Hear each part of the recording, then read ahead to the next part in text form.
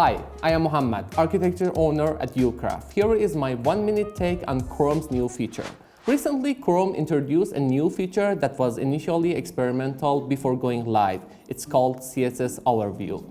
It gives you a brilliant report. So what does it include?